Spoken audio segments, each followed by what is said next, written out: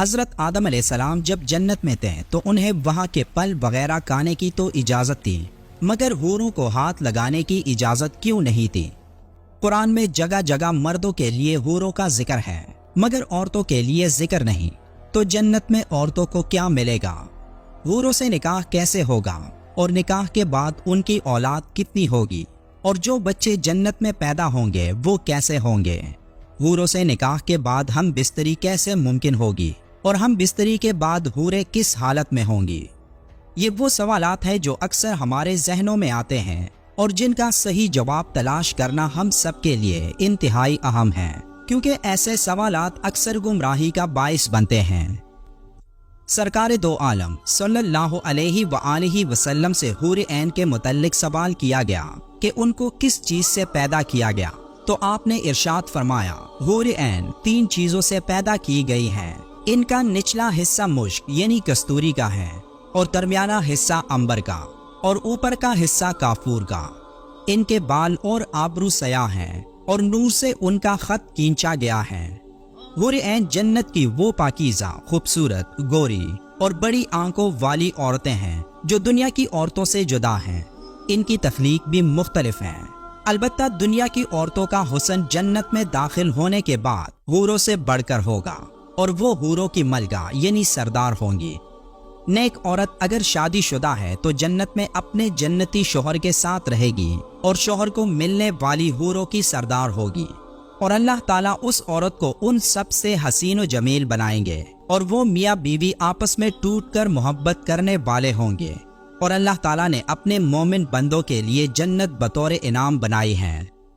دنیا میں نکاح 2 مقاصد کے لیے کیا جاتا ہے، ایک عزت و پاکیزگی کے حصول کے لیے اور دوسرا اولاد میں اضافے کے لیے۔ جنت میں انسان جو چاہے گا اسے وہ ملے گا، اگر اولاد کی خواہش ہوگی تو اولاد بھی ہو جائے گی، لیکن دنیاوی اولاد کی طرح ان کا حکم نہیں ہوگا۔ ایک حدیث شریف میں آپ صلی اللہ علیہ وآلہ وسلم نے فرمایا، اگر کوئی مسلمان جنت میں اولاد کا خواہش مند ہوگا تو اس کی خواہش اس طرح پوری کی جائے گی کہ بچے کا حمل قرار پانا، اس کا پیدا ہونا اور اس کا انتہائی عمر یعنی 30 سال کی عمر تک پہنچنا، سب کچھ ایک ساتھ میں عمل پذیر ہو جائے گا۔ جنت میں عزت و پاکیزگی پہلے سے ہی جنتی کو حاصل ہوگی، وہاں نہ گناہ کا تصور ہوگا اور نہ ہی گناہوں کے خیالات ہوں گے۔ جنتیوں کو حسین و جمیل اور خوبصورت پاکیزہ بیویاں ملیں گی۔ یہ بات قرآن کریم اور احادیث مبارکہ سے ثابت ہے کہ جنتی اپنی بیویوں اور حوروں سے لطف اندوز ہوں گے، جس میں ان کے ساتھ ہم بستری کرنا بھی شامل ہے۔ قرآن کریم میں ہے کہ جنت والے لوگ اس دن یقیناً اپنے مشغلے میں مگن ہوں گے۔ قرآن کریم میں دوسری جگہ ارشاد ہے، اور اس جنت میں ہر وہ چیز ہوگی جس کی دلوں کو خواہش ہوگی اور جس سے آنکھوں کو لذت حاصل ہوگی۔ ان سے کہا جائے گا کہ اس جنت میں تم ہمیشہ رہو گے۔ حضرت زین بن ارقم رضی اللہ تعالیٰ عنہ سے مروی ہے کہ ایک مرتبہ ایک یہودی آن حضرت صلی اللہ علیہ وآلہ وسلم کی خدمت میں حاضر ہوا اور کہنے لگا، کیا آپ یہ کہتے ہیں کہ جنتی لوگ کھائیں گے اور پیئیں گے؟ اس کے جواب میں آپ نے ارشاد فرمایا، قسم ہے اس ذات کی جس کے قبضے میں میری جان ہے، جنت میں ایک جنتی کو 100 آدمیوں کے برابر کھانے، پینے، شہوت اور ہم بستری کی طاقت دی جائے گی۔ اس پر اس یہودی نے کہا کہ جب وہ شخص کھائے گا اور پیے گا تو اس کو قضائے حاجت کی ضرورت بھی تو پیش آئے گی۔ اس کے جواب میں آپ صلی اللہ علیہ وآلہ وسلم نے ارشاد فرمایا، ان کی حاجت اس پسینے سے دور ہو جائے گی جو مشک کی طرح ان کے جسم سے نکلے گا، اور پھر ان کے پیٹ ہلکے ہو جائیں گے۔ حضرت ابو ہریرہ رضی اللہ تعالیٰ عنہ سے مروی ہے کہ رسول اللہ صلی اللہ علیہ وآلہ وسلم سے دریافت کیا گیا، کیا ہم جنت میں ہم بستری کریں گے؟ تو آپ نے فرمایا کہ جی ہاں، جنت میں ہم بستری ہوگی۔ جب جنتی ہم بستری سے فارغ ہوگا تو جنتی عورت دوبارہ پاکیزہ اور کنواری ہو جائے گی۔ نکاح اور ایمان یہ 2 ایسی عبادتیں ہیں جو آدم علیہ السلام سے شروع ہوئی اور تا قیامت رہیں گی، کہ اس سے نسل انسانی کا بقا ہے۔ نکاح انسان مرد کا صرف انسان عورت سے ہی ہو سکتا ہے، نہ کسی جن سے اور نہ کسی جانور سے، کیونکہ نکاح صرف انسانوں کے درمیان یعنی مرد اور عورت کے درمیان شرط ہے۔ جنت میں انسانوں کا نکاح حوروں سے کیا جائے گا، اور حوریں انسانوں سے الگ تخلیق کی گئی ہیں۔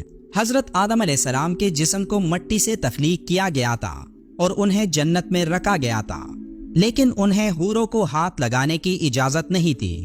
لیکن جب اس دنیا میں انسان کا جسم مٹی ہو جائے گا اور اس کی روح جنت میں پہنچے گی تو تب انسانوں کو حوریں عطا ہوں گی، اور یہ اجازت قیامت کے بعد ہوگی۔ ایک روایت میں ذکر ہے کہ اللہ تعالیٰ کے دوست کے لیے ایسی بیوی ہے جس کو آدم و حوا یعنی انسان نے نہیں جنا، بلکہ اس کو زعفران سے پیدا کیا گیا ہے، یعنی وہ جنت میں تخلیق کی گئی اور ماں باپ کے واسطے سے پیدا نہیں ہوئی۔ حضرت عبداللہ بن عباس رضی اللہ تعالیٰ عنہ فرماتے ہیں کہ اللہ تعالیٰ نے حور عین کو پاؤں کی انگلی سے اس کے گھٹنے تک زعفران سے بنایا، اور اس کے گھٹنوں سے اس کے سینے تک کستوری کی خوشبو سے بنایا، اور اس کے سینے سے گردن تک شعلے کی طرح چمکنے والے عنبر سے بنایا، اور اس کی گردن سے سر تک سفید کافور سے تخلیق کیا۔ اس کے اوپر گل لالا کی 70,000 پوشاکیں پہنائی گئیں۔ جب وہ سامنے آتی ہیں تو اس کا چہرہ زبردست نور سے ایسے چمک اٹھتا ہے جیسے دنیا والوں کے لیے سورج، اور جب سامنے آتی ہیں تو اس کے پیٹ کا اندرونی حصہ لباس اور جلد کی باریکی کی وجہ سے دکھائی دیتا ہے۔ اس کے سر میں خوشبودار کستوری کے بالوں کی چوٹیاں ہیں، اور ہر ایک چوٹی کو اٹھانے کے لیے ایک خدمتگار ہوگی جو اس کے کناروں کو اٹھانے والی ہوں گی۔ یہ حور کہتی ہوگی، یہ انعام ہے اولیاء کا اور ثواب ہے ان اعمال کا جو بجا لاتے تھے۔ ایک اور روایت میں یہ ہے کہ دنیا والی عورتیں جب جنت میں جائیں گی تو حسن میں حور عین سے بڑھ کر ہوں گی۔ سورہ واقعہ کی آیت نمبر 35، 36 اور 37 کی تفسیر میں آتا ہے کہ جنت میں داخل ہونے والی خواتین کو اللہ تعالیٰ نئے سرے سے پیدا فرمائیں گے، اور وہ کنواری حالت میں جنت میں داخل ہوں گی اور ہمیشہ کنواری رہیں گی۔ ان کے خاوند جب بھی ان سے ملاپ کریں گے تو ہر دفعہ انہیں کنوارا پائیں گے، اور وہ اپنے شوہروں کی ہم عمر ہوں گی، اور جنتی خواتین اپنے شوہروں سے ٹوٹ کر پیار کرنے والی ہوں گی۔ اللہ ہمارے اعمال کو بہتر بنائے اور جنت میں حضرت محمد صلی اللہ علیہ وآلہ وسلم کا ساتھ نصیب فرمائے، آمین۔ ویڈیو کے آخر میں ایک بار درود شریف پڑھنا مت بھولیے گا۔ اللہ حافظ۔